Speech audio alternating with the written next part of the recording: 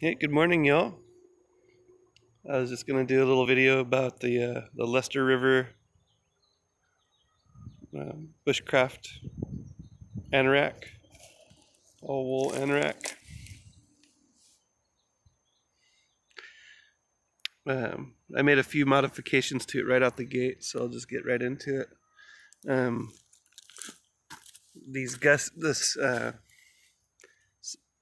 cinch cord right here, that was all made from kind of a bungee cord material, and there's two of them. One went around the inside of the hood, and then the other one went down the neck opening.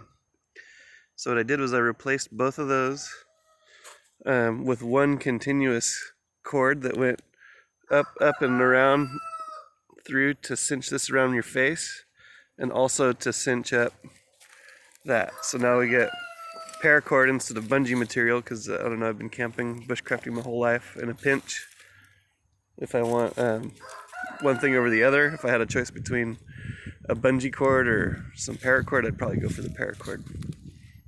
So that's what I did. It's a little bit stronger and more multi-use than a bungee cord. But not knocking what they sent it with. It was just one of those mods that I did right out the gate. And then I used a little deer antler horn, a little tip off a deer antler as kind of like a keeper, a button. Dogs are super interested in what I'm doing now. Same thing on the bottom, paracord with a little piece of antler. There's a little keeper, so it helps you cinch it, and then you can tie an overhand on a bite, or a slip knot, or an overhand knot, something to keep that cinched around your neck. Cool invention. It has a lot of little bells and whistles, the ability to kind of snap things, and it has like the U.S. Army print on it, so it's made from a wool blanket. A good condition one too, not a little wore out used one. And then in this little kangaroo pouch, I keep some Thinsulite gloves.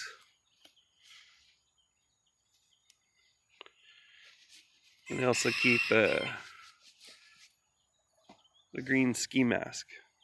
Alright, so you can see where I'm kind of going with this. This is going to be a warm jacket. It's going to be something that maybe you throw a lightweight, wax canvas poncho over the top, or maybe some kind of weatherproofing to keep the water from making that wool too heavy. It'll still be pretty good if it gets a little bit wet. So in the pocket, there's these little hooks, little D-rings that you can clip things to so you don't lose them, and then there's also a pocket where you can zip things in. So in there I got a Bic lighter. It's got the Bic lighter. I'll probably put a small knife in there, like a pocket folding knife. And then that's about it for that. And then behind here, when my boys were born, my aunt from New Zealand sent like a wool blanket for them. It was like a small baby wool blanket. Really nice, soft wool from probably like sheep's wool. Well, it's obvious sheep's wool, but like a lamb's wool.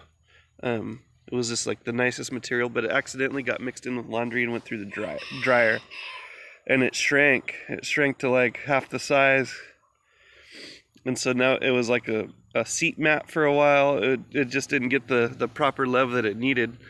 But the shrinkage really made it like a really tight weave and super insulating. And I've been looking at all my jackets for a while now, trying to figure out a jacket to stitch it into. And this thing goes all the way up to the shoulder blades of this jacket. So like you can see it maybe in there. Yeah. So it goes all the way up to my shoulder blades, all the way down to the bottom of the jacket. And that'll insulate my backside when I'm up near a fire. I don't know, on really cold nights, you'll notice that you're, up next to your fire barrel, and your front side's warm, but then you got to keep turning around like you're some kind of roast on a spit because your backside's getting cold. Well, 2 layers, 3 layers of wool back there, it's going to be a lot better. Also, leaning up against something cold, like a cold rock or a cold tree when you're hunting or when you're posting up and getting out of the wind.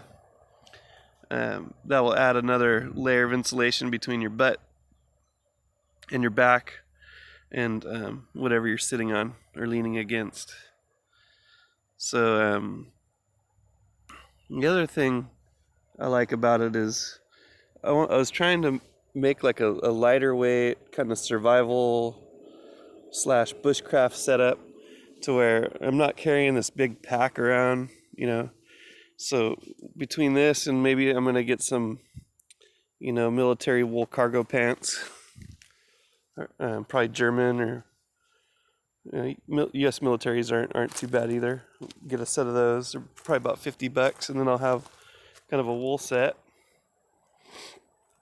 and then with a wool blanket and a water container and a tarp, I can make a blanket roll, like a bedroll, and just sling it over my shoulders and pretty much have, you know, a built-in kit. We'll see. I'm just kind of toying with that idea, but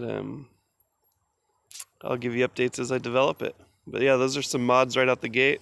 The wool, baby blanket sewed in there, and the paracord, running it through and through instead of having two separate adjustments, and then the waist adjustment.